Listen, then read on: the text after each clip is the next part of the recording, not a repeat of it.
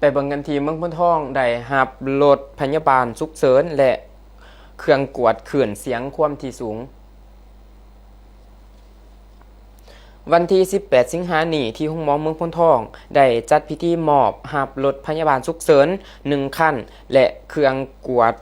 คลื่นความถี่สูง1เครื่องให้แก่โรงหมอเมืองพ้นทองการช่วยเหลือดังกล่าวสำหรับรถพยาบาลฉุกเฉินอัมบูลันซ์แม่นกระทรวงสาธารณสุขนำมามอบให้แก่แผนกสาธารณสุขแขวงและแผนกสาธารณสุขแขวงมอบต่อให้โรงหมอเมืองพ้นทองส่วนเครื่องกวดอีโคกราฟีแม่นได้รับการประกอบส่วนให้การช่วยเหลือของฐานนางอรดีทอมสันจากโครงการปิ่นปัวสุขภาพเพื่อประชาชนผู้ด้อยโอกาสให้เกียรติเข้าร่วมในพิธีมีฐานสมบูรณ์เฮืองวงศารองประธานคณะกรรมการปกครองแขวงฐานปริญญาเอกดร.นันทสารวรรณวงศ์หัวหน้าแผนกสาธารณสุขแขวงฐานไพศาลอ่อนไส้เวียงประธานคณะกรรมการปกครองเมืองพ้นทองพร้อมด้วยผู้ตั้งหน้าโครงการบรรดาแพทย์หมอและภาคส่วนที่เกี่ยวข้องเข้าร่วมในโอกาสดังกล่าวผู้เข้าร่วมยังได้รับฟังการรายงานสภาพการจัดตั้งปฏิบัติเวียกงานสาธารณสุขอยู่โรงหมอเมืองพ้นทองใน7เดือนต้นปี2026ซึ่งในระยะผ่านมาโรงหมอได้กวดคนเจ็บนอก 1,418 คน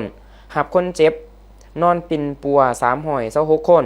ช่วยเกิดลูก48คนและส่งต่อคนเจ็บไปปิ่นปัวอยู่โรงหมอแขวง100คนท่านนางอรดีทอมสันได้ให้สัมภาษณ์ว่าการมอบรถพยาบาลฉุกเฉินที่ได้รับการช่วยเหลือของกระทรวงสาธารณสุขก็คือแผนกสาธารณสุขแขวงและมอบเครื่องอีโคกราฟีที่ท่านนางอรดีทอมสัน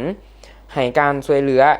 แก่โรงหมอเมืองพ้นทองในครั้งนี้ถือเป็นการประกอบส่วนที่สำคัญของทั้งภาครัฐและบุคคลที่มีความเห็นอกเห็นใจเพื่อนมนุษย์ด้วยกันพร้อมนี้ท่านนางอรดีทอมสันจึงเชิญชวนทุกภาคส่วนในสังคมที่มีเงื่อนไข